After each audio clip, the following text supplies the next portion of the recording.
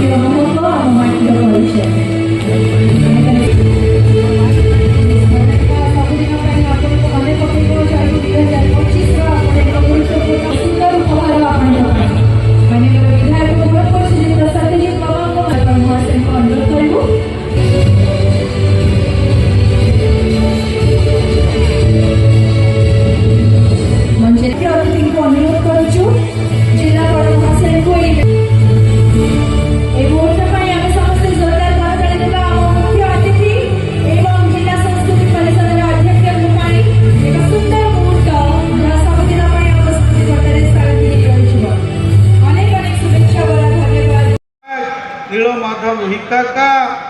एवं सर्वोपरि jar पौरात्य jar तत्वाधान ये भव्य दिव्य चैती पर्व अनुष्ठित होती आउ कि नुहति आम रायगड़ा जिलार कलेक्टर आमर आशुतोष कुलकर्णी जी मंचर उपस्थित आमर अतिरिक्त जिलापाल नवीन नायक जी एवं मो सामने बसी समस्त रायगड़ा जिलार समस्त आदिवासी माने समस्त बुद्धिजीवी ज्ञानी गुणी सज्जन मंडली उपस्थित मीडिया बंधु माने बंधुगण निश्चित भाव में आज दिनटी मो पाई अत्यंत खुशीर दिन सौभाग्यर दिन जे पल्लीश्री जो मेला बा चैती पर्व उद्घाटन उत्सव जोगदेवा माझी घरणीर आशीर्वाद पाइबा आपण मान सहित विभिन्न कथा आलोचना करिबा रायगढ़ विकास कथा निश्चित भाव में गोटे सौभाग्यर कथा आज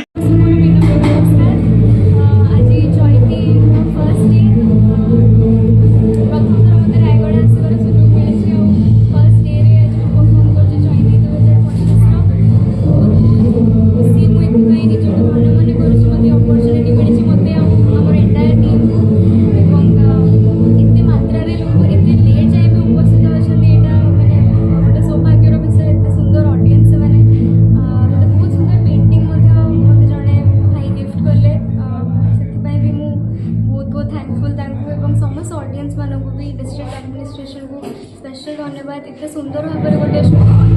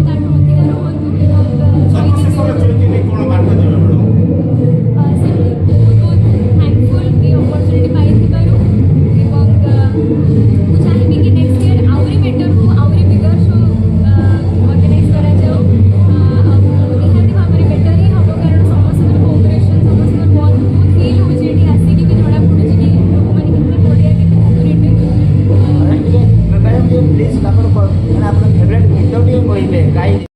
देखु आज गोटे खुशीर दिन और मोपाई गोटे सौभाग्यर दिन जे आज जो रायगड़ा जिलार पारंपरिक पर्व चैती महोत्सव जो पल्लीश्री आज मत शुभोद्घाटन कर मौका मिली आज ये समस्त जिला प्रशासन द्वारा प्रस्तुत ये जो भव्य दिव्य आयोजन विभिन्न स्टल 300 ऊर्ध्व स्टल पड़ा आदिवासी भाई भौणी मानकर कला संस्कृति परंपरा को सम्मिलित कर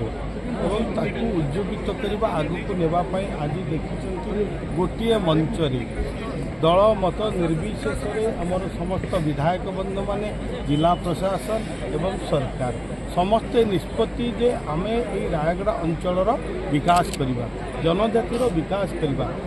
आज समस्ते मन बलैंट एवं यही परंपरा को आम बजाय रखा आपको जो कला संस्कृति रायगड़ा जिलार परंपरा आपको आम आहरी केमती आगामी दिन में भव्य दिव्य कर जो चैती पर्व ये अंचलर एकतार गोटे प्रतीक एवं गोटे एकतार वार्ता दौर विभिन्नता मध्य एकता आम समस्ते जो माने अच्छा रायगड़ावासी आम एकत्रित एथिर जो निरीह सरल आदिवासी कंध डंग